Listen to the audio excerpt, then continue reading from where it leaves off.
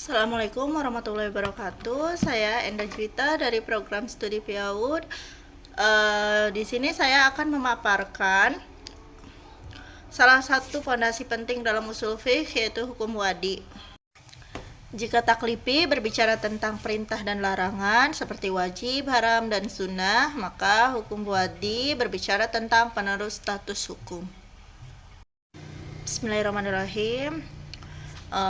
Hukum wadi,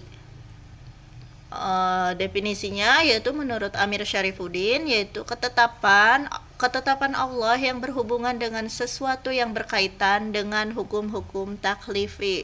Tidak harus berhubungan langsung dengan tingkah laku manusia, tetapi bisa berupa ketentuan-ketentuan yang menjadi tanda atau syarat bagi perbuatan mukallaf. Hukum ini menjelaskan tentang hubungan antara suatu kondisi, yaitu sebab, syarat, mani, atau penghalang dengan adanya suatu hukum syara. Baiklah, yang kedua yaitu sebab atau tanda hukum. Menurut lugawi, sesuatu yang dapat menyampaikan kepada apa yang dimaksud, ataupun secara istilah sesuatu yang jelas dapat diukur yang dijadikan pembuat hukum sebagai tanda adanya hukum. Prinsip keterikatannya yaitu lazim, ada tanda ada hukum, tidak ada tanda tidak ada hukum. Untuk contohnya di sini ada masuknya waktu sholat adalah sebab wajibnya sholat. Baiklah, untuk syarat menurut khalaf, yaitu syarat adalah sesuatu yang ada atau tidaknya menentukan adanya hukum. Kebanyakan syarat dapat mempengaruhi ada atau tidaknya adalah hukum. Menurut Abu Jahroh, yaitu syarat adalah sesuatu yang keberadaan hukum bergantung padanya. Jika syarat tidak ada, maka hukum juga tidak ada. Namun jika syarat ada, tidak selalu berarti hukum juga ada. Untuk selanjutnya yaitu mani atau penghalang hukum. Menurut Khalaf dan Syarifuddin, yaitu sesuatu yang keberadaannya dapat meniadakan hukum atau membatalkan sebab. Atau hukum keberadaannya yaitu meniadakan tujuan yang dimaksud dari sebab atau hukum. Rukhsah atau hukum keringanan. Hukum ini yaitu hukum keringanan yang disyariatkan Allah dalam situasi dan kondisi tertentu yang menghendaki keringanan, yang membolehkan, yang terlarang disertai dalil.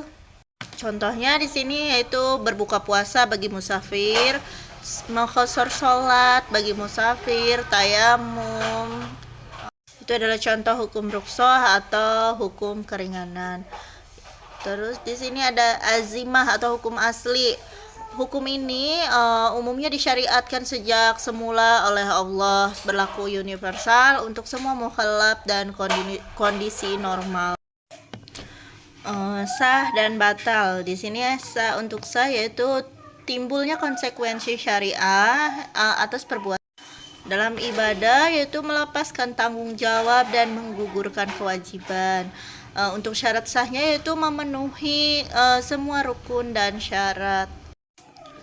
Untuk batal yaitu tidak berbekasnya perbuatan bagi mukallaf di dunia dan di akhirat. Dalam ibadah tidak memadai dan belum melepaskan tanggung jawab. Untuk penyebab batal yaitu tidak memenuhi syarat atau rukun, atau terdapat mani atau penghalang. Yang terakhir yaitu fasid, yaitu menurut Syarifuddin fasid kebalikannya dari sah, mempunyai arti yang sama dengan batil baik dalam bidang ibadah maupun muamalah. Itu suatu perbuatan yang dilakukan tidak memenuhi rukun dan syarat, atau belum berlaku sebab, atau terdapat mani atau penghalang. Untuk kesimpulannya, hukum wadi itu adalah pondasi untuk memahami bagaimana hukum-hukum Allah itu berlaku, dengan menjelaskan peran sebab, mani atau penghalang, dan kondisi rukhsah atau azimah dalam menentukan status perbuatan sah atau batal. Terima kasih. Itu cukup sekian dari saya. Wassalamualaikum warahmatullahi wabarakatuh.